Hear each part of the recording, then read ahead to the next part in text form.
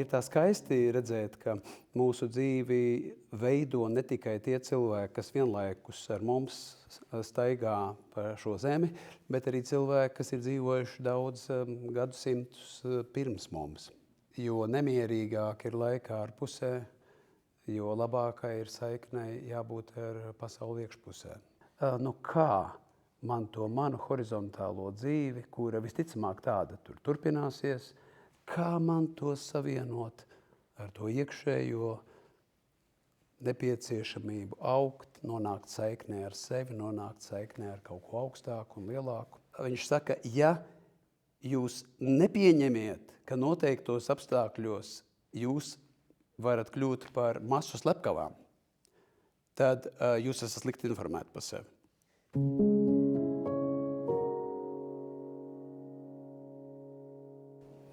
Sākam diskusiju ciklu Olas sarunas 10. Izrādās, jau 10. tikšanās reizi. Un mums tie nelieli svētki. Es ceru, ka arī jums, vismaz tiem, kas jau uz kādu sarunu ir bijuši. Protams, nav jau ne 100, pat ne 50. reize. Man ir liels cerības, ka tiksim arī līdz tām, bet svētki ir arī šie. Un tieši tāpēc ir tāda skaista sakritība, ka šajā 10. jubilejas reizē Olas sarunās tikšanās ar cilvēku, kas, manuprāt, ir atstājis pēdas daudzu Latvijas cilvēku prātos, sirdīs un arī dzīvē. Atļaujušos padalīties, ka arī manā, jo, kad es tālajā 2010. gadā pirmoreiz aizbraucu uz Lūžņu pēc jūra uzaicinājuma uz kristīgās meditācijas retrītu, tad tā bija tāda dzirkstelīte, kas radīja iedvesmu tapt jaunam izdevumam, jaunam žurnālam par garīgo dimensiju un psiholoģiju. Tā bija tāda personīga atkāpe. Bet es domāju, ka šādu stāstu varētu būt daudz, un šodien tieši tāpēc, dāmas un kungi, Juris Rubens. Paldies. Juri, ir tā, ka parasti es visus dalībniekus piesaku ar tādu nelielu CV, ar tituliem, ar amatiem. Un tev to ir diezgan daudz, gan bijušo, gan esošo. Bet es nolēmu, ka šoreiz es pajautāšu tev, kā tu sevi pieteiktu, kā tu šobrīd pats jūties. Jo ir tas mūžīgais jautājums, kas mēs esam ārpus tituliem, amatiem un lomām. Kā tu teiktu? Es droši vien teiktu kontemplācijas skolotājs. Tā tu jūties ne tikai nodarbošanās dēļ, bet es arī savā tādā pasaules uztverē? Jā, tas man ir ļoti svarīgi. Tajā es dzīvoju. Skaidrs ir tas, ka cilvēks nav tas, ko viņš dara. Bet šai ziņā es jūtos tai procesā, kas ved uz iekšu, tajā procesā, kurā tu mācies uzmanību pret savu iekšējo dzīvi. Un tāpēc es tā domāju, tā ir tāda daļa no manis. Jā. Un tad pie tā arī paliekam Juris Rubens, kontemplācijas skolotājs. Mūsu šodienas saruna mēs nolēmām virzīt, kur tā izplūdīs, redzēsim, bet vismaz ievirzīt saistībā ar tavu jaunāko grāmatu Uguns pavadieni par cilvēkiem, kas dzīvojuši dažādos laikmetos, nodarbojušies ar ļoti dažādām lietām, bet kādā brīdī sajutuši to, kā mēs to varam nosaukt par tādu aicinājumu, par dieva balsi vai vēl kā citādi, un pats galvenais uzdrīkstējušies tam sekot. Un tāpēc mēs šos cilvēkus atceramies, bet arī tas ir iemesls, kāpēc tu uzskati par īpašiem arī savā dzīvē. Vai es pareizi saprotu? Jā, tie ir daži no cilvēkiem, kas man ir likušies svarīgi manā dzīvē. Jo es domāju, ka mūsu dzīvē ļoti lielu lomu spēlē cilvēki. Tas ir skaidrs. Mēs nevaram bez cilvēkiem ne piedzimt, ne mēs varam dzīvot, ne mēs varam kļūt par cilvēkiem. Un tas nozīmē, ka mūsu veido daudzas sastapšanās ar cilvēkiem. Parasti mēdz domāt, ka tas ir stāsts par tādiem dzīviem cilvēkiem. Bet es domāju, ka daudzi no klātesošajiem jūs būsiet to piedzīvojuši, ka jūs varat satikties tā pavisam reāli ar cilvēku, kas ir dzīvojis pirms 1000 gadiem. Un šis cilvēks var kļūt par daļu no jūsu dzīves tādā ziņā, ka šis cilvēks ir tā kā sarunbiedrs. Šis cilvēks var jums kaut ko mācīt, tādā nozīmē, ka tas, ko šis cilvēks ir darījis, var ietekmēt mūsu dzīvi. Un ir tā skaisti redzēt, ka mūsu dzīvi veido ne tikai tie cilvēki, kas vienlaikus ar mums staigā pa šo zemi, bet arī cilvēki, kas ir dzīvojuši daudz gadsimtus pirms mums. Tas, kas man likās ļoti interesanti, ka šie cilvēki nebija tādi ideāli. Es pat teiktu, ka, izsakojot dzīves gājumam, tur bija lietas, kas varbūt no šodienas viedokļa pat tādas drusku nepieņemamas. Un līdz ar to, vai tas nozīmē, ka tie tomēr tik un tā var būt tādi kā garīgi orientieri, neraugoties savām vājībām? Man bija par to diezgan ilgi jādomā. Es domāju, ka tādi nozīmīgi, garīgi orientieri vai tādā labā nozīmē autoritātes nav pareizi cilvēki. Tā tehniski pareizi cilvēki. Es gribētu redzēt, ka kāds varētu man parādīt tādu pareizu cilvēku, vai ne? Un tā mēs varētu redzēt, ziniet, tur kaut kur Parīzē esot pagrabā kaut kur kilogramu etalons. Kāds ir kilograms? To var tad salīdzināt visus pārējos svarus, tad kaut kur būtu tāds ideālā cilvēka etalons, ko mēs varētu salīdzināt. Es domāju, ka tādu nav. Mēs esam visi topošie cilvēki, bet mani uzrunā cilvēki, kuru dzīvē ir notikušas pārmaiņas, tādi būtiski pārmaiņu procesi. Viņi savā dzīvē ir atvērušies labām pārmaiņām un par kaut ko kļuvuši. Tādai transformācijai. Un es šo vārdu transformāciju gribu lietot tādā nozīmē, kā Karls Jungs to lietoja. Proti, tas ir process, kurā cilvēks aizvien vairāk kļūst pats par sevi. Tātad tas nav stāsts par kaut kādu tehnisku cilvēku pareizību, bet tie ir bijuši cilvēki, kuri ir dziļi ieniruši savā dzīvē un kuri ir kaut ko piedzīvojuši, kuri ir mainījušies. Ne tādā nozīmē, ka viņi ir palikuši tehniski perfekti cilvēki, bet viņi piedzīvojuši ļoti lielas pārmaiņas. Un šīs pārmaiņas ir tās, kuras pa īstam ir uzrunājošas un kuras mēs varam mācīties. Mēs nevaram runāt par tādu ideālu perfekciju tikai tāpēc vien, ka izaugsme jau nepārtraukti turpinās. Neviens cilvēks jau tā kā nevar sasniegt kaut kādus griestus. Ja tas tā būtu, tad būtu diezgan bēdīgi tā mūsu cilvēciskā eksistence. Bet tā kā izaugsme turpinās, tad arī šajā pasaulē nav iespējama kaut kāda tāda absolūta perfekcija. Bet tas, kas ir runājošs, tas, kas iespējams arī uzrunā vēl kādus no mums, tie ir cilvēki, kuri ir dziļi ieniruši savā dzīvē un kuri ir ļāvuši šai dzīvei sevi mainīt, kuri ir kaut ko pieredzējuši no dzīves dzīlēm un kuros līdz ar to var atspīdēt kaut kas no tādas autentiskas cilvēcības. Un lūk, šī autentiskā cilvēcība ir tā, kas ļoti, ļoti uzrunā. Es domāju, ka vismaz mani neuzrunā cilvēki, kuri cenšas kaut kā iekļauties kaut kādā ietvarā vai rādīt, ka viņi kaut kā ir ārēji pareizi, iekšēji, jo neviens tāds nav.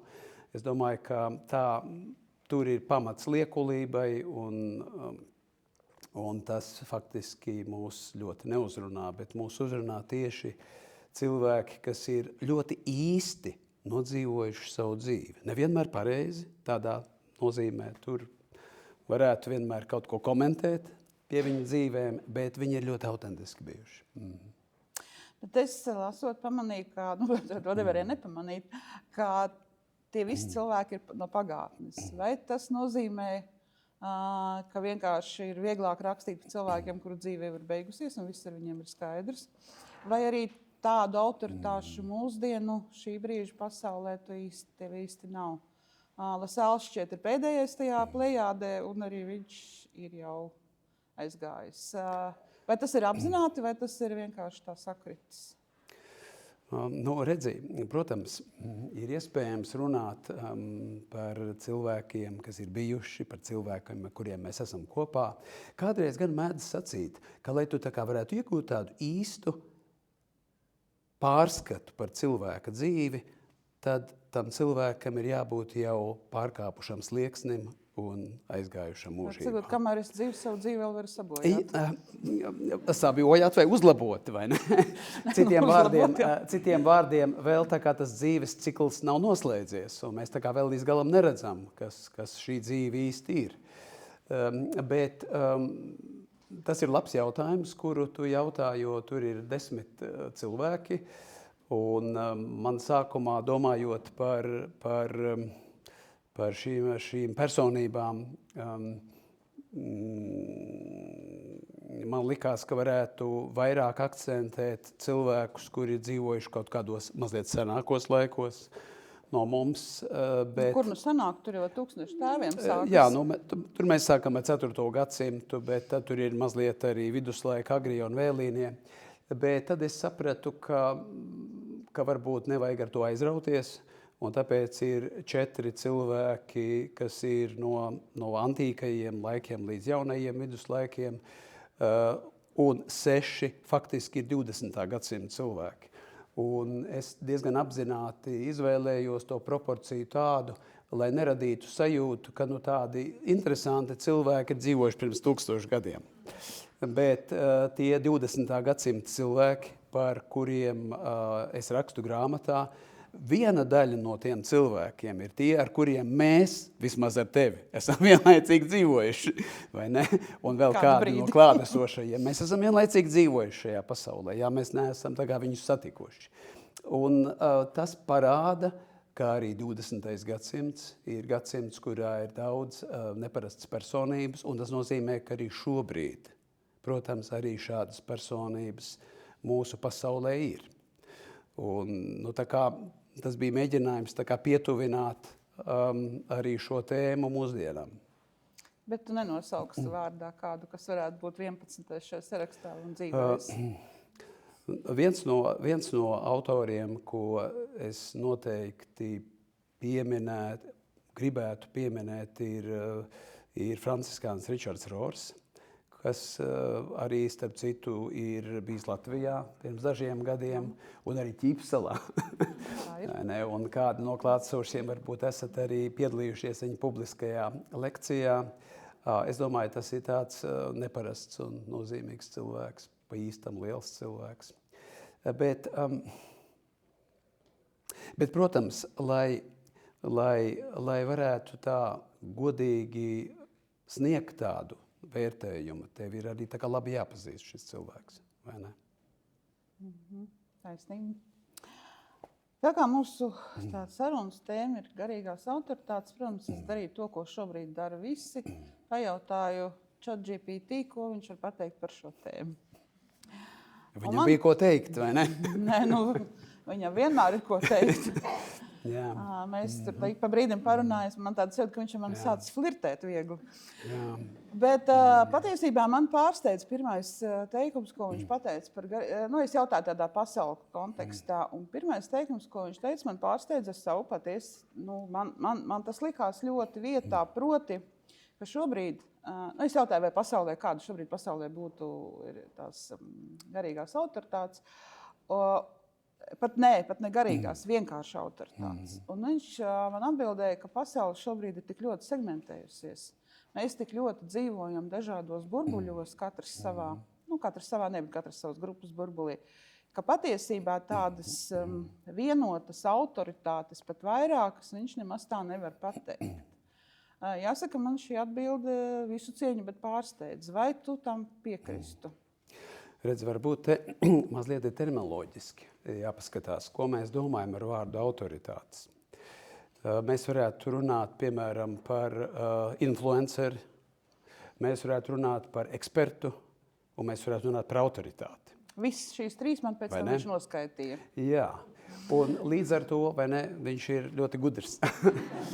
un līdz ar to tur ir, kā lai saka, ir dažādas pieejas. Ir viens veids, ka, piemēram, cilvēks var būt gudrs kādā vienā disciplīnā, kompetents, vai ne, eksperts.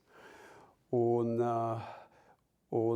mēs griežamies pēc noteikta padoma pie cilvēka, kurš vienkārši zina labāk šo disciplīnu.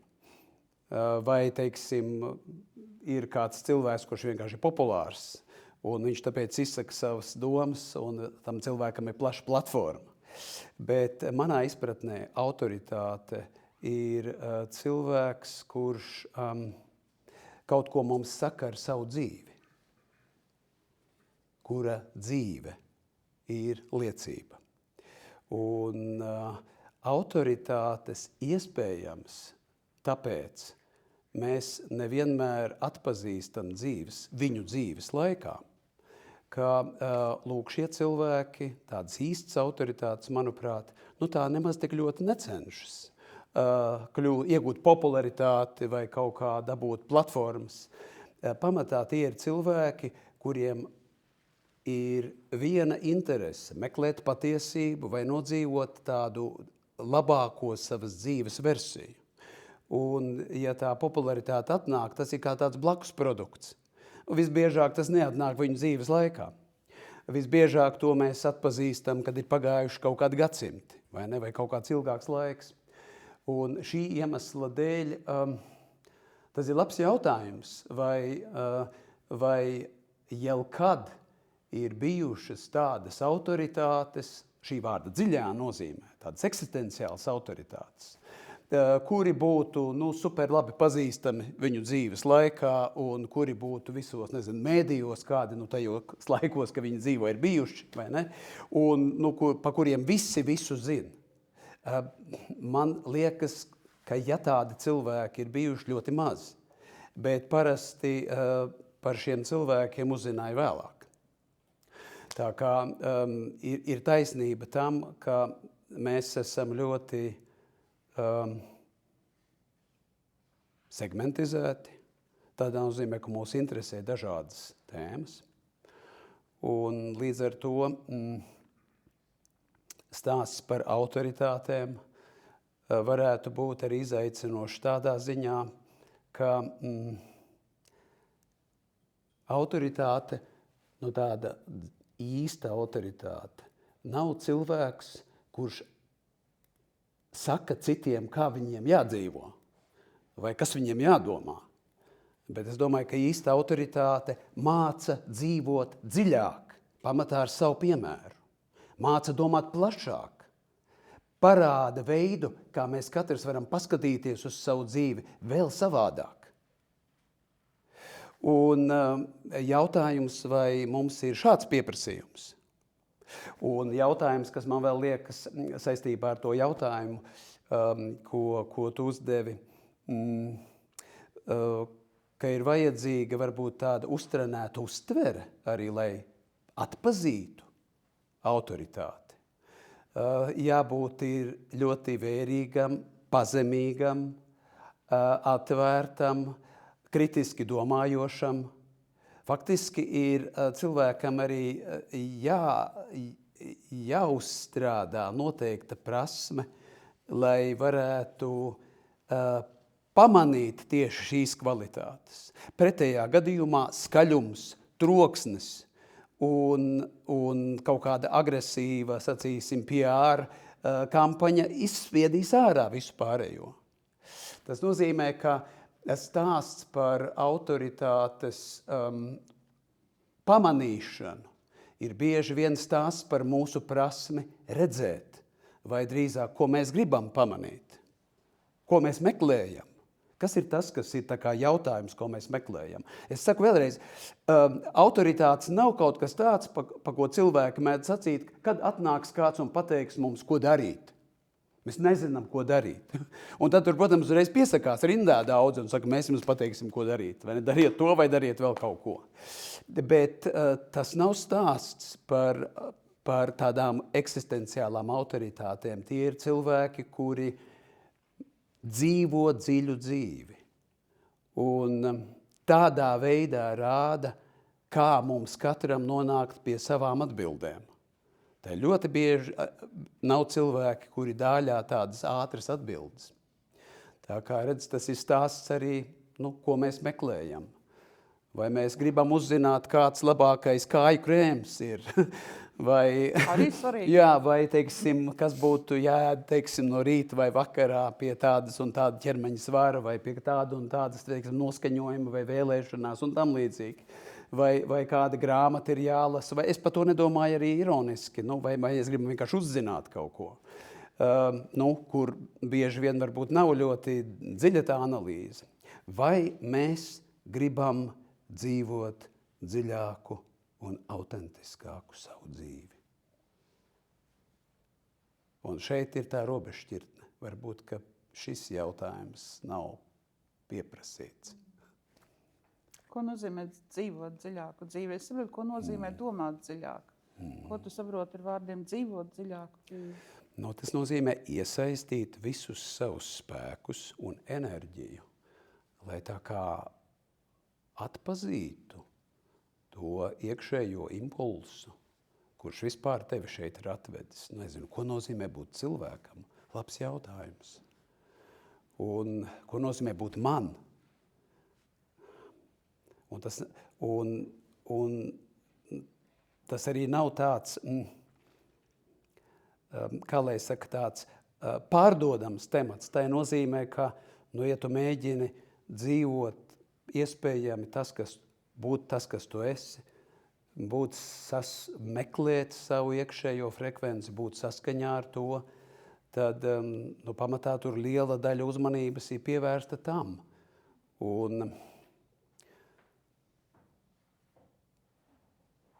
Un tu esi tajā procesā, kurā varbūt vienīgais, ko tu vari, kā tu vari varbūt palīdzēt citiem, ir sacīt, arī tā var dzīvot savu dzīvi. Un tāpēc man liekas, ka tad, kad mēs ikdienā lietojam vārdu autoritāte, mēs zem tā domājam kaut ko citu. Mēs nedomājam eksistenciālu autoritāti. Mēs domājam, ir tāds eksperts kaut kādā jomā. Un, protams, eksperti mums ir, kur varbūt ir tā problēma, ka mēs ekspertus noturam par autoritātēm.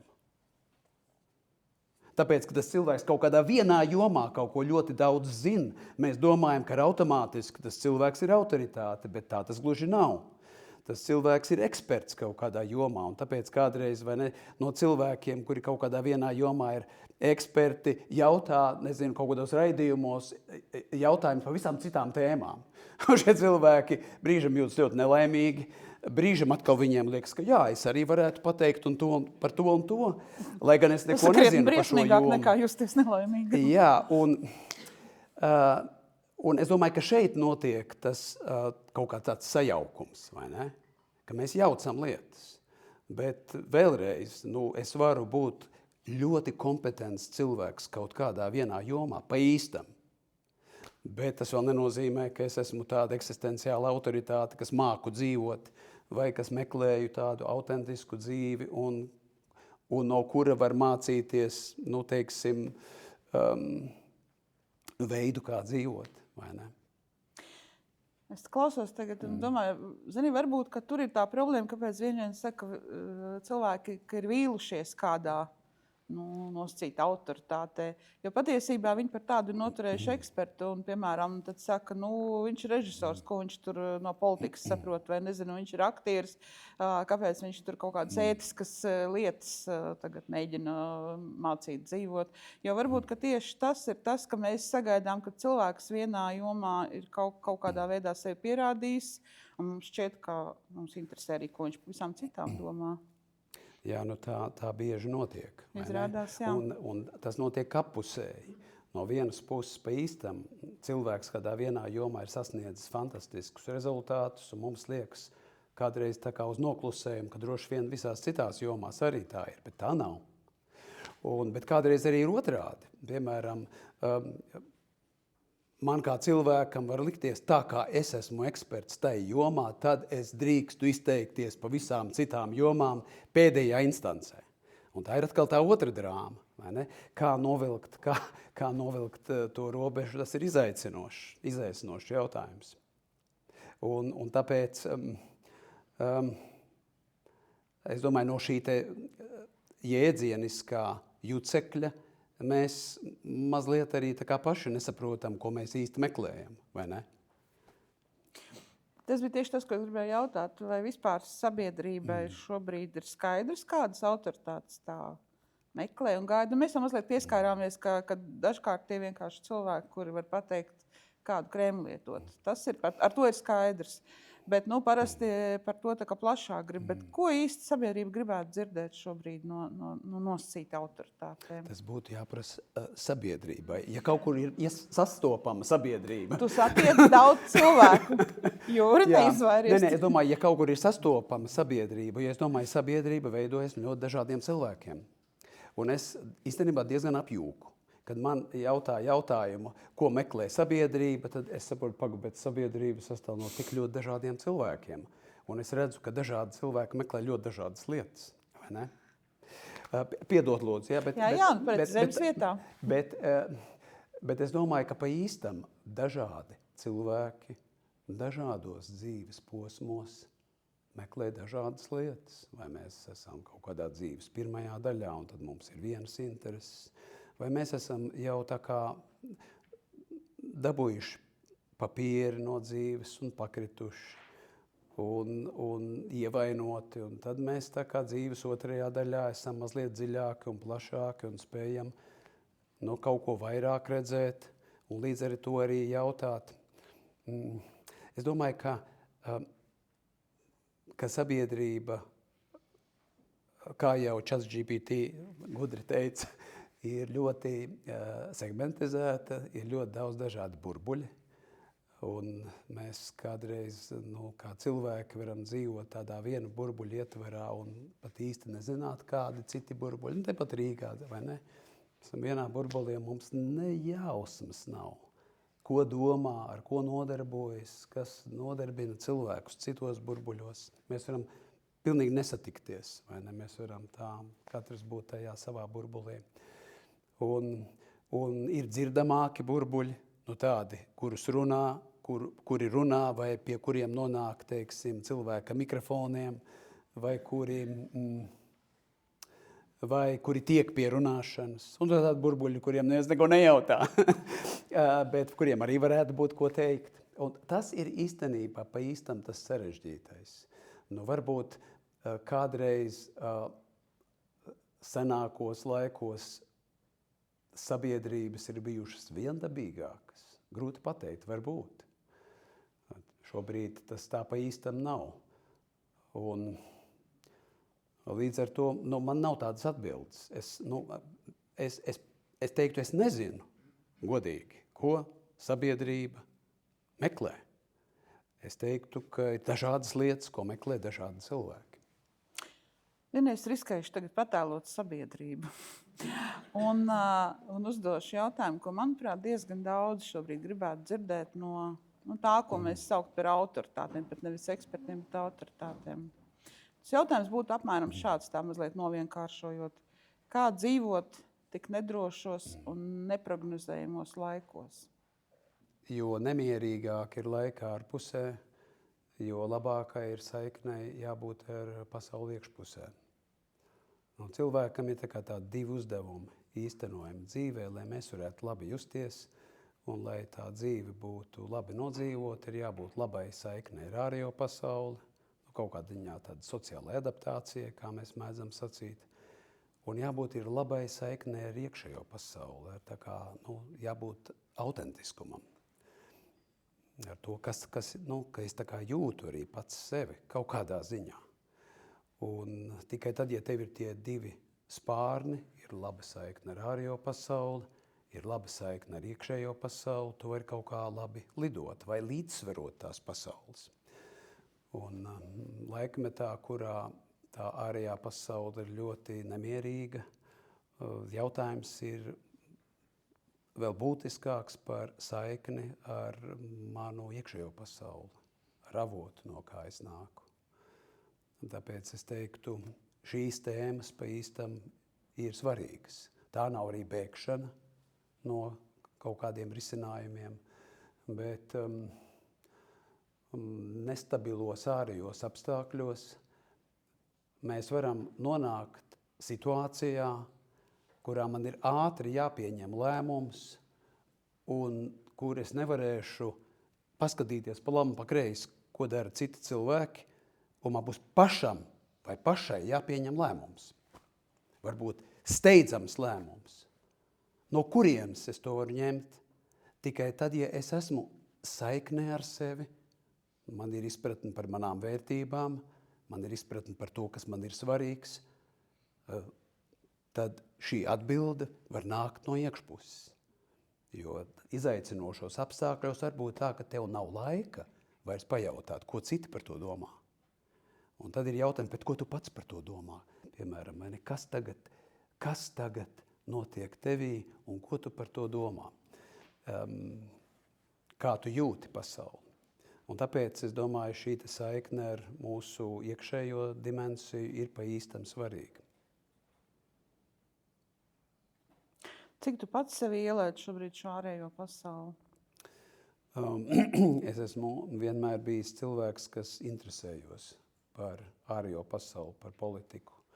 Kopš tiem laikiem, kad man vēl bija 7, 8 gadi, un mans tēvs klausījās vienmēr Amerikas balss un BBC un Deutsche Welle.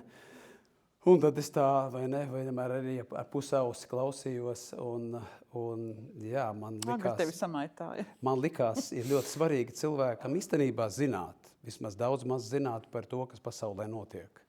Tā kā es kopš tādas agras bērnības īstenībā sekoju notikumiem ārējā pasaulē. Bieži vien, tad, kad mēs vērojam pasaules politiskos procesus, tad drīzāk ir tāda bēdīga sajūta. Tāda bēdīga sajūta par to, ka mēs kā cilvēki attīstamies ļoti lēni. Ir izrāvieni un atkritieni, un tagad varbūt tāds atkritienu laiks. Es un vēl varbūt kādi šajā telpā mēs atceramies to izrāvienu laiku, kas bija 80. gadu beigas, 90. gadu sākums, kurā likās, ka ļoti daudzas tādas kolīzijas ir atrisinātas, ka cilvēki tā vairs tā kā brutāli nekaros, ka tā kā ir atrasta kaut kāda saprašanās formula, un labi vēl varbūt ir daži kaut kādi odiozi režīmi, bet tie jau kaut kā ir minoritāti. Un ir, protams, skumji redzēt, ka mēs neesam ļoti tālu no tā aizgājuši un ka piepeši atkal ir aktuāls veids, kā cilvēki kārto attiecības viens ar otru. Man tas liek domāt vienmēr arī pašam par sevi. Tad, kad tu redzi kaut kādas cilvēciskas, tādas arogantas izdarības, tad tas tā kā mudina domāt par to, vai tu pats nekad neesi arogants, vai kā tu pats kārto dzīves tēmas, un kas tavā dzīvē varētu mainīties. Īstenībā šie te notikumi ārējā pasaulē, vismaz es tos tā uztveru, nav stāsts par to, ka tur ir kaut kādi jocīgi vai slikti cilvēki. Bet tas ir stāsts, ka mēs esam cilvēki, lūk tādi, un noteiktos apstākļos daudzi no mums mēs izpaužamies tā, tā neforši, vai ne? Un var jau, kā lai saka, iemācīties ļoti pareizu terminoloģiju un ļoti solīdi to izpaust. Un, kā lai saka, man varbūt iekšpusē Trumps, bet es varu tā izpausties, ka jūs neviens to nezināt nemaz un nepamanat, saprotiet? Un tur ir vienkārši viens cilvēks, kurš nefiltrēti to dragā ārā. Neizliekas. Jā, kurš neizliekas, kurš dragā to ārā. Un varbūt, ka kādreiz to redzot, ir kaut kāds kauns par to, ka mēs arī dažkārt esam tādi. Nu, tur mēs kaut kā ļoti acīm redzam. Nu, kā tas izskatās? Un, protams, ir briesmīgi, ja varbūt tāds cilvēks ir milzīgs lielvalsts vadītājs. Bet tas ir stāsts par to, ko mēs kā cilvēki nesam. Un kas mūsos ir apstrādāts, kas mūsos nav apstrādāts. Un lūk, ja daudzos cilvēkos varbūt nav apstrādāts labi, nu, tie pamat mūsu jautājumi, mums nav tādas labas saiknes pašiem ar sevi, tad noteiktos apstākļos mēs varam būt ļoti, ļoti agresīvi un nekonstruktīvi viens pret otru. Tā kā es teiktu, tie pasaules notikumi mudina domāt vienmēr pašiem par sevi, un tas ir diezgan bēdīgi, jā. Tā kā to atskārst. Jā, tas ir interesanti, ko tu saki, arī uz šiem notikumiem var paraudzīties kā uz zināmā mērā spoguli. Tas, man liekas, ir tas, par ko Jungs arī bieži vien ir runājis, ka tas patiesībā, kā tu uz to skaties un cik daudz tu ieraugi arī kaut kādas savus iekšējos atspogus. Un tas ir stāsts par tādu godīgumu, vai ne? Varbūt kādreiz tu jautāji par to, ko domā sabiedrība, bet kāpēc es tā domāju, sabiedrībām ir ērti atrast tādus acīm redzami ļaunus cilvēkus, kuros mēs varam tā kā ietulkot visas mūsu problēmas un līdz ar to tās neredzēt sevī. Vai ne? Mums ir tas Renē Žirārs savulaik rakstīja par grēkāžu konceptu, vai ne? Un ka ir ļoti ērti, ka ir tādi spilgti, acīm redzami grēkāži, kuri ļauj mums justies sašutušiem un labākiem, skatoties uz viņiem, vai ne? Un tā kā pārcelt visas problēmas uz viņiem. Bet varbūt, ka tas nav tā. Varbūt, ka tas ir stāsts par mums visiem. Vai ne? Ka mēs kaut ko, tā ļoti rūpīgi ieskatoties, mēs kaut ko varam samanīt, atbalsojamies. Arī tā, kad mēs raugamies uz ļoti odivoziem cilvēkiem. Kaut kas no tā mūsos visos ir. Nu, tā kā, ja labi pameklē. Un ir vienkārši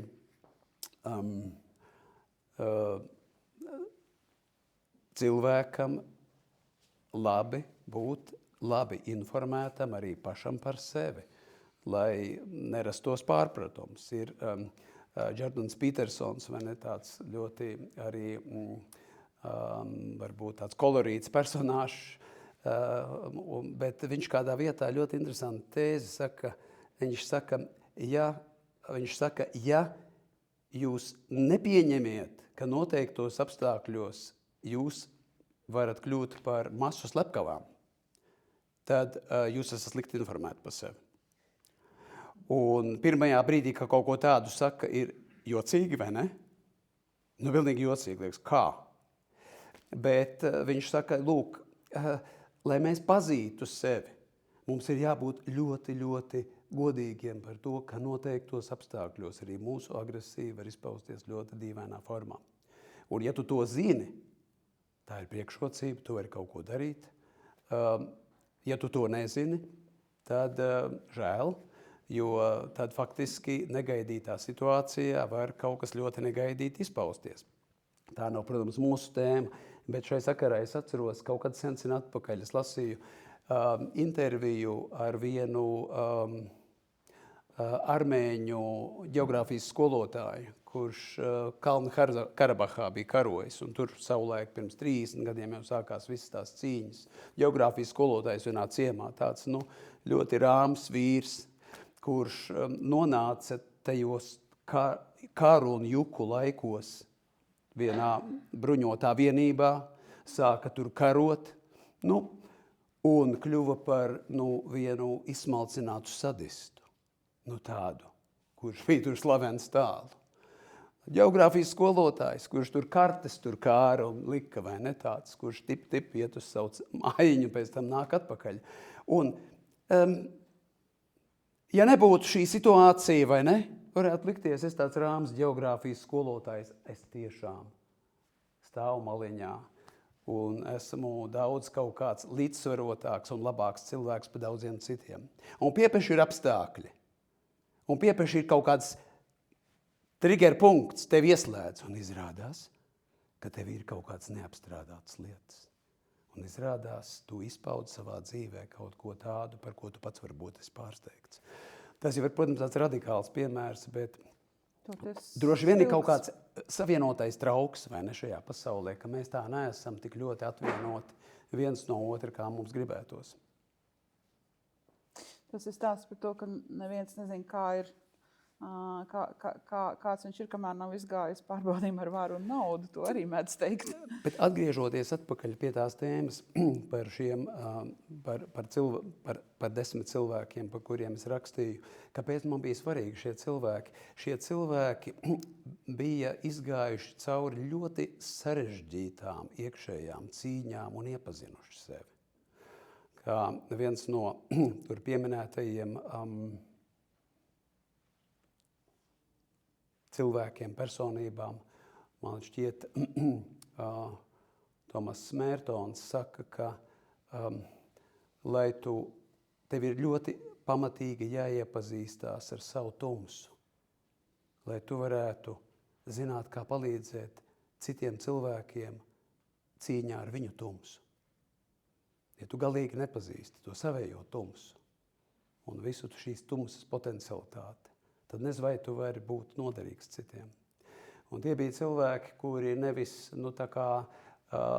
kaut ko izslēdz no dzīves un mēģināja pieņemt tādus naivus konceptus par dzīvi vai ļoti vienpusīgus, bet viņi ļoti dramatiski gāja tādā konfrontācijas ceļā ar sevi, tā kā satiekoties paši ar sevi.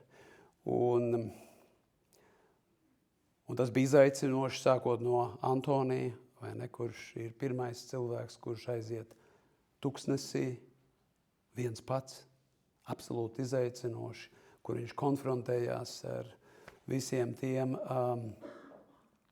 dēmoniem, kurus mēs nesam sevī. Bet ir jānonāk tuksnesī, lai mēs uzzinātu, ka tie ir. Un tuksnesī, tad, kad mēs cepjamies, mēs saprotam, ka mēs nevienu nedrīkstam vainot par to, jo tu esi viens pats tuksnesī.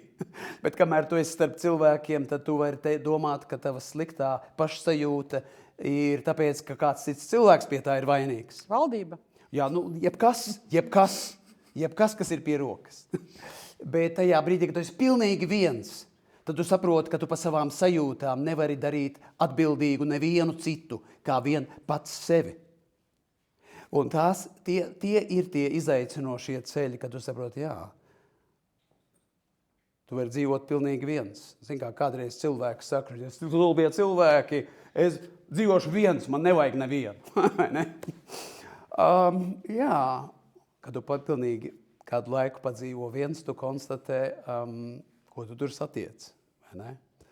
Izrādās, ka tu tur satiec daudz ko no tā, ko bija ērti redzēt citos. Par to jau ir tas stāsts. Un tad, ja mēs runājam par tādu iekšēju transformāciju, tas nozīmē iepazīt savu ēnu, kaut kādā pakāpē iepazīt savus pagrabus, tā kā saprast, ka mēs nesam līdz arī kaut kādus ievainojumus un traumas, kas atstāja dažādas sekas mūsu dzīvē, kuras var turpināt gadiem ilgi izpausties ļoti asimetriskā un dīvainā formā. Un ka šie cilvēki sajūta, ka tas pirmais uzdevums ir darīt kaut ko ar to neatrisināto vai tumšo, kas ir manī. Un tās skaistās pārvērtības šajos cilvēkos notika tieši šī iemesla dēļ, un viņi ir iedvesmojoši tieši ar to, ka viņi nevis tur izteica slēdzienus par tumsu citu cilvēku dzīvē, bet viņi kaut ko darīja ar tumsu savā dzīvē. Tūlīt būs stunda, Riņķi. Es sev apsolīju, ka šoreiz ļaušu cilvēkiem vairāk jautāt klausītājiem. Pat mazāk jautāšu, bet es vēl tomēr pēdējo jautājumu pajautāšu šajā sakarā par to tuksnesi, par to iešanu tuksnesī. Mūsdienu konceptā tas būtu, piemēram, iešana karā, kur tu pa sevi uzzini. Ir arī miermīlīgākas metodas, nezinu, tur kaut kāda dziļā psihoanalīze, meditācija. Bet kā tev šķiet, vai ikdienā dzīvojot tādu pilnīgi parastu cilvēku dzīvi, tu vari sevi iepazīt pietiekami labi? Lielākajai cilvēku daļai uz šīs planētas nav bijusi cita versija, kā vienkārši dzīvot parastu cilvēku dzīvi. Mums ir jābūt ļoti ekstrā situētiem, lai mēs varētu teikt, ka mēs vai nedzīvosim kaut kādu īpašu dzīvi. Bet es to domāju tieši šajā nozīmē, ka lielākajai daļai cilvēku ir bijis patiešām tas izaicinājums, kā man savienot manu iekšējo izaugsmu ar to ārējo dzīvi, kāda tā ir. Un tas vienmēr ir bijis sprieguma pilns jautājums. Mēs tagad esam gavēņa laikā vai ciešanu laikā pirms lieldienām, un tā lielā tēma šim laikam ir krusts. Un mēs varam runāt vai ne, par krustu daudz nozīmēs, bet viena no nozīmēm ir tā, ka krusts tā kā atklāja to spriedzi starp horizontālo un vertikālo dzīvi. Tā kā spriedzi, kuru kaut kādā brīdī izjūt daudz cilvēki. No vienas puses ir mūsu horizontālā ikdiena, mums ir jāstrādā, mums ir jāmaksā rēķini, mums ir jāmaksā tur kredīti un tā tālāk, un mums ir ģimenes locekļi, par kuriem mums ir jārūpējas, un tam līdzīgi. Un vienlaikus mums ir tā vertikālā vēlme, tā sajūta, ka mēs varētu dzīvot dziļāku dzīvi, ka mēs varētu kaut ko vairāk darīt ar sevi, strādāt ar sevi, augt. Un krusts norāda, ka tā ir viena no lielajām spriedzēm, kas mums visiem ir kaut kā jārisina. Tā pa īstam ir liela spriedze. Kā savienot to horizontālo dzīvi ar to vertikālo vajadzību augt. Bet droši vien te katram ir iespēja pārdomāt, kā mēs katrs to varam, bet droši vien, ja mēs esam gatavi savā ikdienas dzīvē atrast vispirms kaut kādu nelielu regulāru laiku vispār šīm lielajām tēmām, mēs varam uztaustīt kādu iespēju, kā to skarbo ikdienu, kas šai pasaulē vienmēr bijusi tāda skarba. Nav jau tā, vai ne, ka ir visos laikos cilvēki... Pat krietni skarbāk. Jā, vēl skarbāk, skaidrs. Visos laikos ir cilvēki skarbi un smagi strādājuši un mēģinājuši savilkt galus. Un tad tas jautājums, kā man to manu horizontālo dzīvi, kura visticamāk tāda tur turpināsies, kā man to savienot ar to iekšējo nepieciešamību augt, nonākt saiknē ar sevi, nonākt saiknē ar kaut ko augstāku un lielāku. Bet ja mēs šo spriedzi sajūtam, mēs varam pakāpeniski mācīties uztaustīt veidus, kā mēs varam uzsākt varbūt tādu mērķtiecīgāku, garīgo darbu paši ar sevi. Tas var būt laiks praksei, praktizēšanai un visas prakses. Faktiski varētu sacīt tā, ka pilnīgi visas garīgās prakses, kādas mēs pazīstam uz zemes, ir izaugušas no vienas protoprakses, no vienas prakses. Un tā ir lūkšana. Jā, tas skan ļoti vienkārši it kā, bet iespējams ļoti maldīgi vienkārši, jo tas ir daudz lielāks vārds nekā pirmajā brīdī liekas. Proti tā iekšējā nepieciešamība vai vispār tā iespēja sapjauta, ka es varu kaut kā es protu komunicēt ar kaut ko lielāku, ar šavas dzīves avotu, ar kaut ko lielāku par sevi. Un tas ir sākums. Vispār, ka varbūt kādreiz man arī nav nekādas citas iespējas. Es esmu iežmiegts kaut kur stūrī, bet es varu runāties. Es varu meklēt, izpaust šo komunikāciju. Un tur, kur mēs speram šo pirmo soli, no šī pirmā soļa var izaugt arī ļoti daudz kas cits. Es domāju, ka tas, ko mēs saucam par lūkšanu, un es saku vēlreiz, tas ir daudz nopietnāks un dziļāks jēdziens nekā pirmajā brīdī liekas. Tas ir kaut kas eksistenciāli pazīstams visiem cilvēkiem, un tas ir punkts, no kura mēs varam sākt. Tā kā, ka es varu tā, kā es protu, sarunāties ar kaut ko lielāku, ko es jūtu klātesošu šajā pasaulē. Tas būtu tas izejas punkts, kur tas ved tālāk. Varētu būt, ka dažādus cilvēkus ved dažādā virzienā, bet kaut kā tad mēs iegūstam tādu palīdzību un atbalstu, ka mēs varam tā kā saredzēt dažādus veidus, kā tad mēs varētu turpināt savas dzīves izaugsmu tajos apstākļos, kuros mēs dzīvojam. Sakiet, lūdzu, kā ir ar lūkšanu un kļūšanu labākam cilvēkam? Es esmu piedzīvojis savā dzīvē robežu aiz kuras es zinu, ka mums ir jābūt pateicīgiem, un es uzskatu, ka saikne ar augstāku ir vispirms pateicība par to, kas mums ir dots, un tajā brīdī, kad iemācies būt pateicīgs par jebko, kas tev ir dots, tu kļūsi labāks cilvēks, un tev šī horizontāla vairs nav tik svarīga, kā ir ar askezi šajā laikā, un cik ļoti ir būtiski spēt atteikties no tā, ko mums ļoti, ļoti piedāvā mums šie ārējie faktori. Cik ļoti askeze ir nozīme? Jā, šis jēdziens askeze var dažādu cilvēku ausīs skanēt dažādi. Vienu izpratnē tas varētu nozīmēt burtiski iet tuksnesī un neēst mēnešiem, vai ne?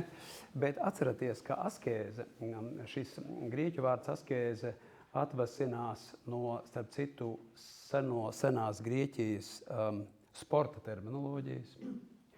Un tas ir stāsts par to, kā vingrināt sevi noteikta mērķa sasniegšanai. Un askēzes dziļākā nozīme ir tā, gribu visātrāk aizskriet tajās olimpiskajās spēlēs. Tad es nevaru darīt jebko. Tad man ir tā kā jāpakļauj tā dzīve, lai es, un jāstrukturē, un no kaut kā jāatsakās, lai es sasniegtu mērķi.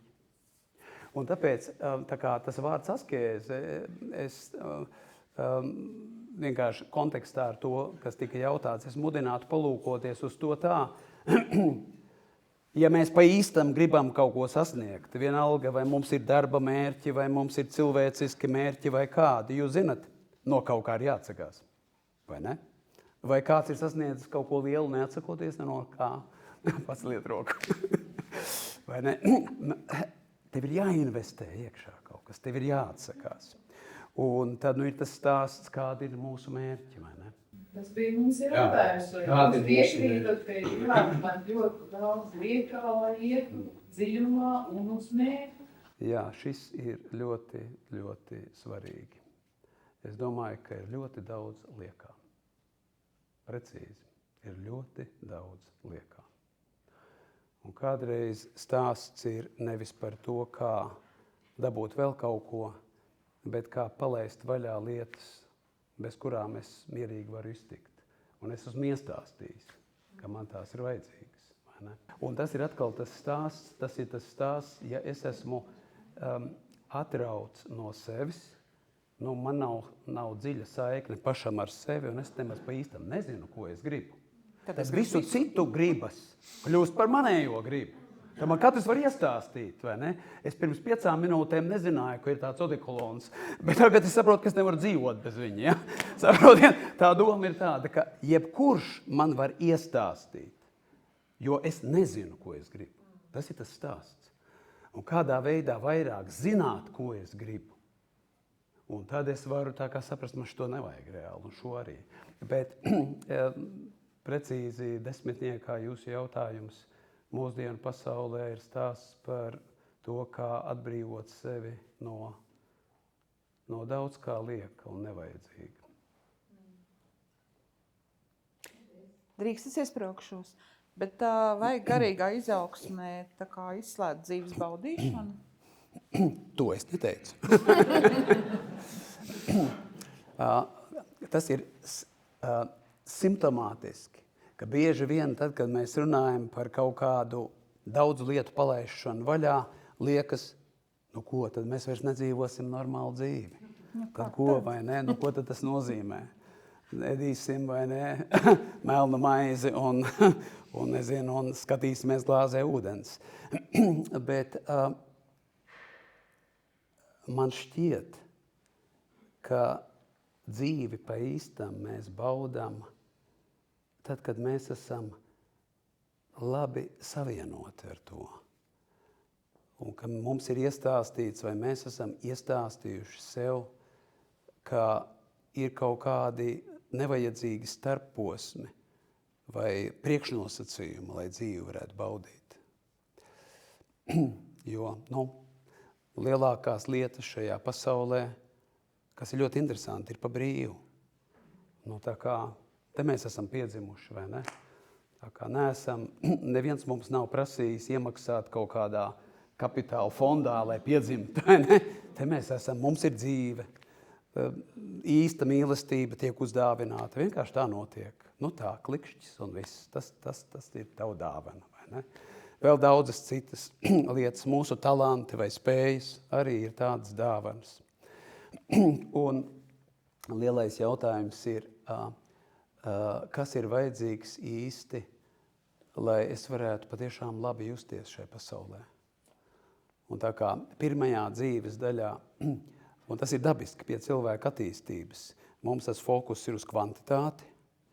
Vienkārši vajag, jo vairāk, jo labāk. Visu daudz. Bet es domāju, ka dzīves otrajā daļā, ja tā dzīve tā kā veselīgi attīstās, mēs saprotam, ka mēs varam ļoti daudz lietas palaist vaļā. Respektīvi, ka cilvēks var kvalitatīvi un forši dzīvot dzīvi, palaižot vaļā daudzas liekas un nevajadzīgas lietas. Un ka viņa dzīves kvalitāte nepacik nesamazinās. Tā dzīves kvalitāte, ko mēs jūtam saskaroties ar dzīvi, vai ne? Tā kā, tas mūsdienās jau tā ir tāda liela tēma, vai ne, simplicity, vai ne, milzīgs temats, kā palaist vaļā kaut kādas liekas un nevajadzīgas lietas. Un kādi no autoriem, kas par šo raksta, viņi saka, tad iedomājieties, mums visādi kaut kādi skapji ir mājās, vai ne?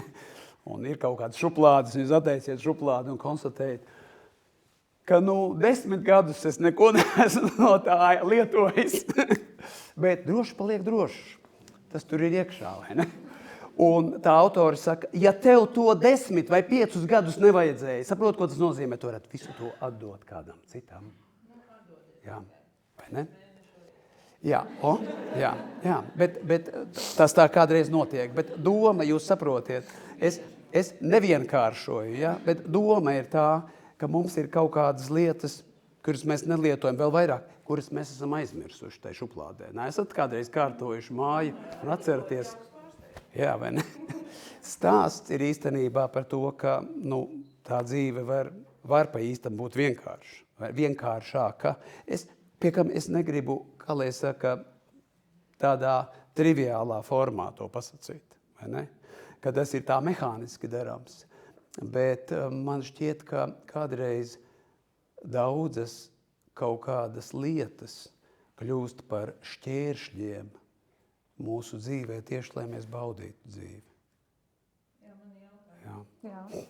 Jā. Šo atskaļējumu un pieticību un tam līdzīgi, jūs tā lietojat vārdu lietas, atteikties no lietām, redzēt lietas, nepieraugt pie lietām.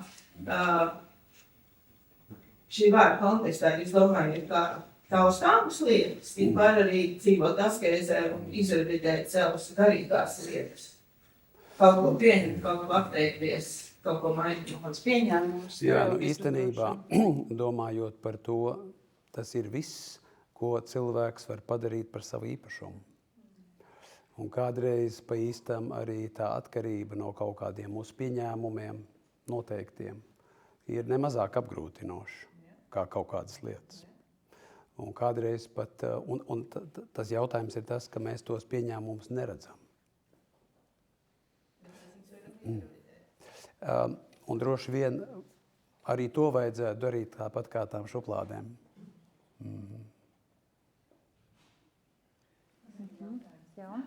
Par to, kurš asterizi.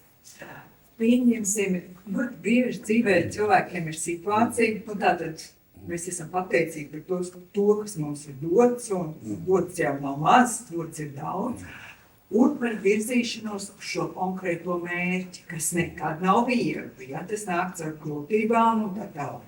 Un tad ar mums saistās dažādas lietas, izdegšana un vēl, ja, jo līdz tam mērķim ir jānāk. Un tad ir jautājums, vai tev to vajag? Tu taču var būt pateicīgs par to, kas tev jau ir. Kā tu sabalansē? Nu, pat tā ir dzīves gudrība, dzīves māksla. Ja? Ja to varētu Excel tabulā iedot, tad jā, varētu tas būt super. Lūk, ko sabiedrība gaida no autoritātēm. Tad tas nozīmētu, ka mēs paši esam kaut kāds ierīces ar čipiem. Ja varētu iedot tā kā... Tādas, teiksim, atbildes no malas tā gudrība jau ir tā, ka, lūk, mēs esam dzīves būtnes. Un īstenībā mums ir jāiemācās atrast savas atbildes. Savas atbildes starp savu mērķu izpratni un ar veidiem, kā mēs tos mērķus mēģinam sasniegt. Un tur tas arī droši vien saistās ne tikai ar cilvēku, varbūt personības struktūru, bet tas saistās arī ar kaut kādu dzīves periodu. Nu, varbūt, ka visiem vajag vienā brīdī tā riktīgi arī strādāt un darīt.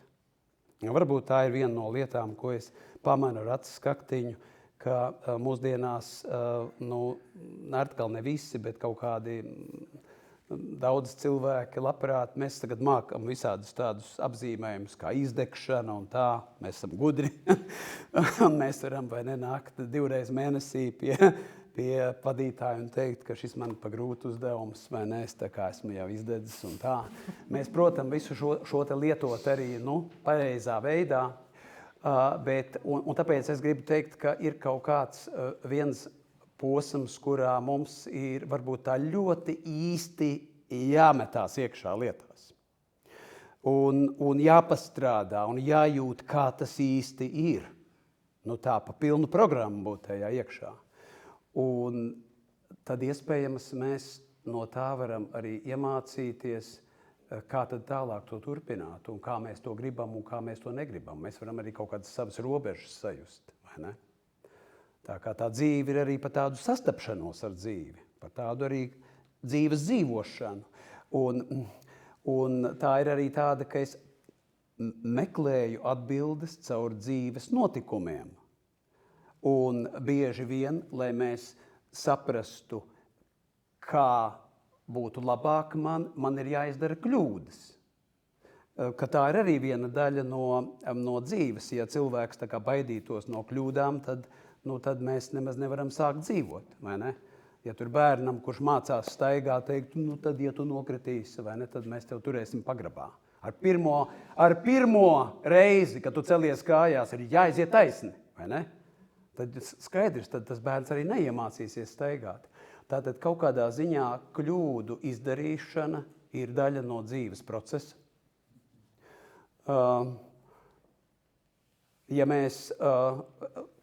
Jautājums ir, vai mēs mācāmies no šīm kļūdām, jo ir tādas neizbēgamās kļūdas, par kurām filozofijā mēdz sacīt, nevar vienkārši nodzīvot dzīvi nekļūdoties. Ir vienkārši nepieciešamās kļūdas, lai tu vispār saprastu, kā funkcionē lietas.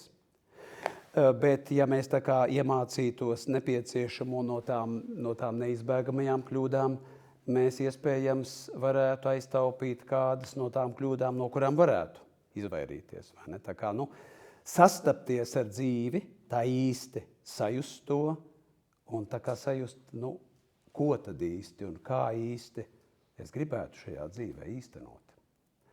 Tā kā tā pati dzīve arī kaut kādā ziņā ir skola. Bet, tādas formālas atbildes jau, kā jūs saprotat, uz šādiem jautājumiem nav. Tāpēc dzīve ir interesanta. Tas ir tāds eksperiments, kur mēs tā kā mēģinam un skatāmies, kā lietas notiek. Jā, tieši tā. Kāpēc tas ir nākošā paudze neņem vērā to, ka viņa atkal sāk pašiem jāklausīs? Tāpēc, ka cilvēka apziņa attīstās vienmēr ejot cauri noteiktām apziņas attīstības pakāpēm, kā Kens Vilbers, viens no tādiem izciliem apziņas pētniekiem, saka, lai cik tālu, tādi, kā lai saka, laikmeta vadošās personības būtu izaugušas un jau sasniegušas cik augstas apziņas attīstības stadijas, mēs katrs vienmēr sākam ar stadiju 1, vai ne? Mēs sākam ar stadiju 1, un mums ir jāiet tam cauri. Kas varētu būt tāds plus, ja ap mums ir iespējami daudz cilvēka jau augstākās apziņas attīstības stadijās? Tas vispār tā kā ieorientē un ļauj saprast, ka tur ir iespēja tālu augt. Bet mēs visi sākam no viena un tā paša punkta. Visi. Un tāpēc mēs nevaram savu pieredzi kaut kā, iešpricēt vai iedot. Un kādreiz ļoti gribētos, vai ne, skaidrs? Jā, kuram tad negribētos, vai ne? Bet tu nevari, vai ne, tā pieredze ir tavējā. Tu to esi ieguvis caur savu dzīvi, un tu vari to nodot tikai caur kādu, varbūt, draudzīgu sarunu, ja šis cilvēks ir gatavs tajā ieklausīties. Bet arī īstenībā dažas lietas mēs piedzīvojam tikai tad, kad mēs tajā konkrētajā situācijā nonākam. Vai ne? Tad, kad mēs nonākam. Jo mēs pat tehniski pa dažām lietām neko nevaram saprast, iekams mēs tur neesam. Vai ne? Jā, skaidrs.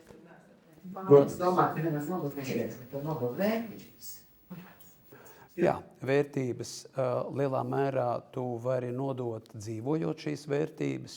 Savu piemēru. Jā, un šīs vērtības tad var kļūt par kaut kādu daļu no tās dzīves telpas, tā ir taisnība. Bet arī tās vērtības vairāk ir ar dzīvesveidu un mazāk tekstuālā formā. Vai ne? Bet skaidrs, jā. To var nodot. Bet arī tas ir tas jautājums, vai ne, kurā brīdī mēs vispār esam atvērti tā dzirdēšanai. Vienmēr, tad, kad droši vien mums ir darīšana ar jauniem cilvēkiem, ziniet, kas vislabāk, atcerēsimies, kādi mēs bijām. Mēs visas gudrās padomas, protams, ņēmām vērā. Jā, skaidrs. Vai ne? Un mēs gājām pie mammas vienmēr prasīt pirms randiņa, vai ne? Kā darīt un tā. Mēs, protams, mēs bijām no tādas vides noteikts, bet mēs paši arī mācījāmies, gājām, vai ne? Un tā pieredze mūs tur ir veidojusi. Bet skaidrs, ka tas ietvers vai vide ir būtiski. Ir būtiski arī pat tad, ja pirmajā brīdī varbūt tas jaunietis uz to nereaģē. Bet es esmu novērojis to, ka nereti cilvēki dzīves vidū pie kaut kādām tādām izaicinošām situācijām, runājoties ar viņiem, saka, jā, bet tikai tagad es atceros un saprotu to, ko toreiz, lūk, tas mans tuvais cilvēks vai kas sacīja. Bet labi, ka sacīja, vai ne? Man ir ko atcerēties. Man ir orientieri. Saka, visi orientieri tur izšķīst. Es piepeši atceros, ka ir bijušas labas lietas, vai ne? Kuras tepat manā dzīvē ir atpazīstams. Jā. Bet vai nav tā, ka labākais veids, kā mēs vispār kaut ko varam iemācīt, tikai tā, kā paši dzīvojam ar savu dzīvi? Jā, tas ir droši vien pat vienīgais veids. Ne tikai labākais, bet vienīgais veids. Un tas ir gan tas spožums, gan posts, jo, diemžēl, uzreiz divreiz lielāka atbildība arī par savu dzīves likties. Jā, un tāpēc atceros reiz aizmirsu, kurā grāmatā, bet kāds no lieliem autoriem to raksta, ka pie viņa griežās kāds arī cilvēks un jautā, pasakiet lūdzu, kā man vislabāk palīdzēt maniem bērniem? Un viņš saka, dariet visu, lai jūs augtu kā cilvēki, vecāki. Tas ir pats labākais, ko jūs varat darīt saviem bērniem. Vai ne? Ja jūs vienkārši paši būsiet tādi dziļi un autentiski cilvēki, nekas labāks, vai ne, bērniem nevar būt. Tāpēc es vienmēr stāstu par mums pašiem. Un tā ir tā nepatīkamā lieta, kura ļoti kaitina daudz cilvēkus, kad viņi atkal to dzird, bet īstenībā to mēs visi zinām, ka viss atkal tā kā sāks ar mani, vai ne? Beigās jau tas viss ir atkal ar mani. Nevis par viņiem, bet par mani. Un, jā.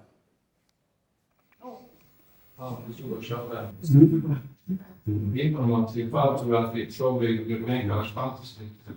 Viss, kas notiek ar mums, ir burbulis, kā jūs teicāt. Daudz to nepiltrē, jo no tā vispār jēgas ir mazi, tā varētu teikt, viņš paņēma tikai kaut kādu mazumu. Kam jautājums ir tāds, vai autoritāte vienībā šobrīd nav internets un mākslīga informācija? Daudziem, jā. Es zinu cilvēkus, kuri pakāpeniski ir samazinājuši komunikāciju ar dzīviem cilvēkiem, un viņu galvenais sarunas partneris ir ChatGPT. Viņš ir vienmēr pieklājīgs, viņam vienmēr ir priekš tevis laiks, viņš var saka, vai cik labs jautājums, ne? Un tā tālāk. Un viņš arī daudz ko zina, vismaz tā liekas, vai ne? Un es nesen lasīju vienā pētnieciskā žurnālā par šo tēmu, kāda autora pārspriedums, ka pasaulē šobrīd patiešām ir daudzi miljoni cilvēku, arī jaunu cilvēku, kuru labākais draugs ir ChatGPT, pa īstam, kuri nedraudzējas ar cilvēkiem, kuri, kā tas autors sacīja, galvenās zināšanas par socializāciju saņem no mašīnas. Vispār, vai ne? Kā veidot attiecības un tā tālāk. Un tā, protams, ir tāda drāma. Jā, es tāds neesmu futurologs, lai es varētu tā iedomāties, kā tas viss attīstīsies. Mana tā sajūta ir tāda, ka varbūt tas ir vienkārši atkal tāds cikls, kā mēs izgriežamies cauri un vienkārši atkal nonākam kaut kādā punktā, ka mēs saprotam, ka tomēr mēs tā negribam dzīvot. Jo tad, kad izgudroja telefonu, tad daudzi teica, ka cilvēki vairs neies ciemos viens pie otra. Jo, saprotiet, telefons ir izdomāts. Un cilvēks tikai runāsies savā starpā un neies ciemos. Un izrādās, ka tomēr mums vajag sastapšanās. Un tā skaitā, piemēram, tad, kad interneta tādā uzplaukuma laikmetā, kas ir burtiski beidzamie gadi, un, kā jūs zinat, tur YouTube un tā tālāk ir ar miljardiem gadu dažādu lekciju, vai ne? Miljardiem gadu. Jūs varat skatīties, pie kam nesliktas lietas, vai ne? Un tad likās, viss, cilvēks sēdēs mājās, skatīsies rullīšus un viss. Un vienā brīdī notiek pagrieziens, un starp citu tas jau ir sācies, ka mēs esam pārēdušies no ekrāniem. Visas sanāksmes tur tais Zoomā, jā, vai ekrānā. Un mēs gribam satikt dzīvu cilvēku. Piemēram, mēs šeit atnākam. Varējāt sēdēt Zoomā, ne? vai vēlāk ierakstu noskatīties vēl labāk. Bet tā doma ir tāda, mēs gribam atnākt satikt dzīvus cilvēkus. Mums atkal ir tā vajadzība. Tā kā mēs nākam pie tā atpakaļ. Un es domāju, ka to svārstību laikā mēs varam piedzīvot, daži cilvēki samaksās bargu cenu, kā tas notiek. Piemēram, ja visas manu pieredzi par attiecībām es esmu mācījies no ChatGPT, tad es saprotu reālu cilvēku, kurš ir asimetrisks, kurš nav vienmēr pieklājīgs, kurš ir kādreiz nervos un kuram ir sava iekšējā dzīve, tad es nesapratīšu, ko ar to cilvēku darīt, vai ne? Tad es saprotu, kā tagad vispār, vai ne? Daži maksās par to bargu cenu. Bet man liekas, ka kaut kā tie svērteņi, tas likums ir tāds, ka tas aiziet līdz vienai galējībai, un tad tas kaut kā nāk atpakaļ un varbūt apstājās pa vidu. Šai ziņā mēs šobrīd esam tādā izaicinošā situācijā. Atgriežoties pie jūsu grāmatas nosaukuma, kāpēc tieši uguns riktīgi? Uguns ir tāds interesants simbols, ka uguns apgaismo, uguns aizdedzina, uguns sadedzina, uguns apdedzina. Un es domāju, ka tad, kad ir tāda īsta sastapšanās ar kādiem lieliem cilvēkiem, tad mēs varam piedzīvot dažādus aspektus. Piemēram, ka tevi apgaismo, bet arī tevi apdedzina. Tādā ziņā, ka es tā personiski saskaroties ar kādiem no šīm personībām piedzīvoju, ka kādi viņu jautājumi, vai tas, kā viņi uzdrīkstējās kaut ko darīt, tevi apdedzina, tev sāk sūrstēt tā vieta. Un tu domā, kā tas ir tavā dzīvē. Lūk, tas cilvēks uzdrošinājās dzīvot tik autentiski, kā tas ir ar tevi. Tā gaisma tevi apdedzina. Un tagad tu nevari tā vienkārši nolikt to malā un aizmirst, kaut kas tev sūrst un liek domāt un atgriezties vēl un vēl. Tāpēc tieši uguns likās ir kaut kas tāds, kas var kaut ko pavēstīt par cilvēkiem, kuri apgaismo, aizdedzina vai apdedzina citus, vai katrā ziņā mudina reaģēt kaut kā, vai ne? Un tas bija tā kā man tāds, pamatā bija tāda mana personiska sajūta, kādēļ kaut kā atnāca šis nosaukums. Ja? Labi, mēs tojamies beigām. Man ir viens jautājums, ko es apsolīju tev uzdot. Es atstāju uz beigām, jo man ir aizdomas, ka šis jautājums tev nepatiks. Bet tāpēc uz beigām tas ir. Patiesībā droši vien tu nojaut, ka ir diezgan daudz cilvēku, kas arī tevī redz tādu kā garīgu autoritāti. Vismaz Latvijā. Es domāju, ka tā nav viegla nasta patiesībā. Pat tad, ja tu no tā droši vien kaut kā mēģini tikt vaļā vai arī tā neuztvert to. Kā tu sadzīvo ar šo lomu? Tā nav komfortabla sajūta. Jā. Jo bieži vien tas stāsts nav par to, kā mēs sarunas sākumā runājam, ka tāda labā nozīmē autoritāte ir cilvēks, kurš mēģina autentiski dzīvot, un kādi citi var paskatīties un mēģināt savā versijā dzīvot autentiski. Bet bieži vien cilvēki lūkojās uz kādiem, kuri tā kā ir tajā autoritātes vai drīzāk kaut kāda eksperta statusā ielikti, ar to domu, ka šie cilvēki tā kā varētu atbildēt uz visiem maniem jautājumiem. Es aiziešu un būs orākuls, kurš tā kā pateiks, kā vajag, kā man tagad vajag dzīvot, vai ko man konkrēti darīt.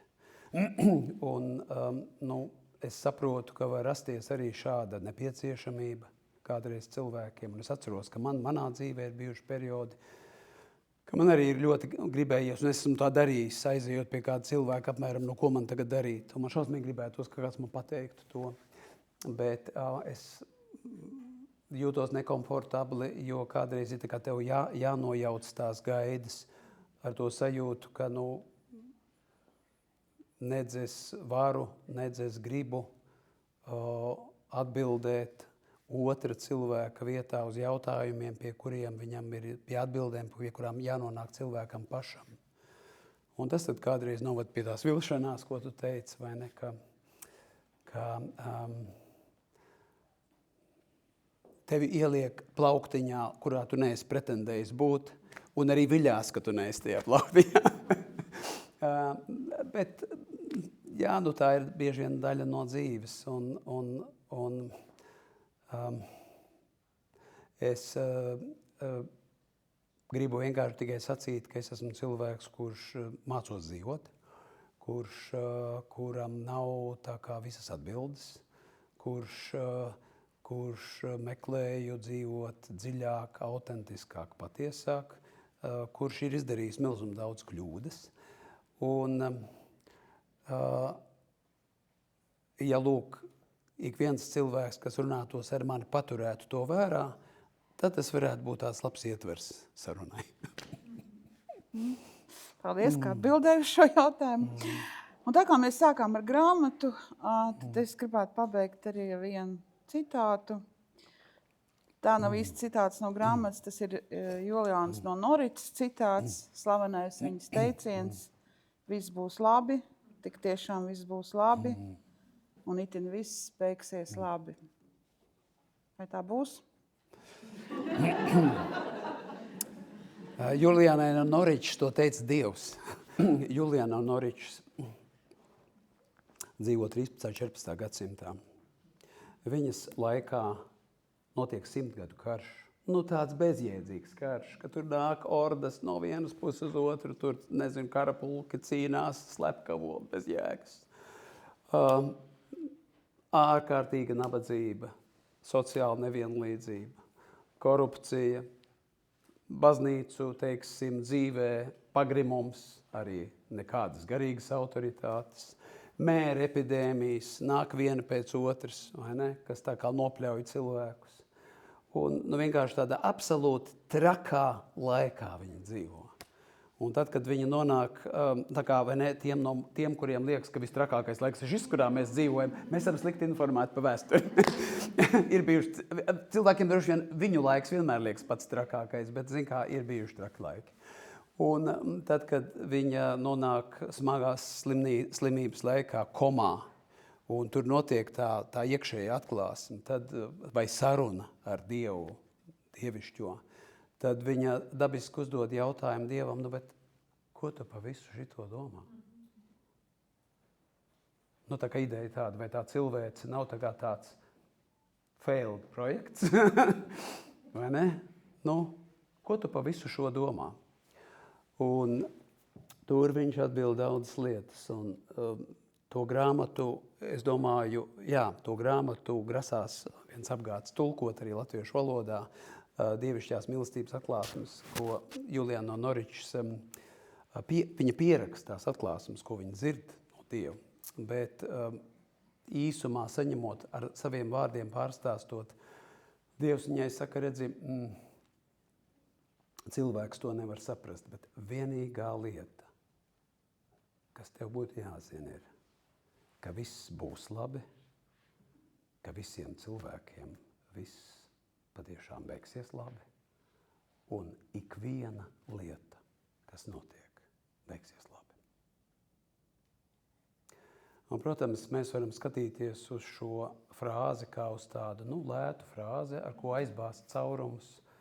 Zin kā, kādreiz cilvēki nezina, ko atbildēt, un es gan jau viss būs labi, ja? Tas liekas kaitinoši līdz ārprātam, bet iespējams, ka tajā teikumā ir pateikta pati dziļākā gudrība, es par to esmu pārliecināts, ka kaut kā tāds vektors, ka par spīti visam, ko rāda mūsu acis, kaut kā viss iet no kaut kāda avota, gudra avota, pretī noteiktam mērķim un pretī labam mērķim. Tā kā mēs neejam pretī kaut kādam postam un galam, bet mēs ejam pretī labam mērķim, vienkārši tas process ir nenormāli izaicinošs. Tāpēc, ka būt cilvēkam ir nenormāli izaicinoši. Tāpēc, ka cilvēka tapšana ir tik izaicinošs process, tik sarežģīts. Bet, ka, lūk, aiz šī procesa ir kāda inteliģenta, gudra vadība, kas saka, es zinu, kur to procesu vadu. Varbūt tas process būs ļoti, ļoti garš un ies cauri visādām perturbācijām, bet tas iet pretī labam mērķim. Un man tas ir bijis svarīgi šo te arī par domāt par šiem vārdiem tādos sarežģītos dzīves brīžos, bet tie nav lēti vārdi. Tie ir vārdi, kas saka, mēs ejam pretī labam mērķim. Un iespējams, ka to nozīmē dziļākā nozīmē tāds veselīgs garīgums. Ne lēts, bet veselīgs garīgums. Es tā kā,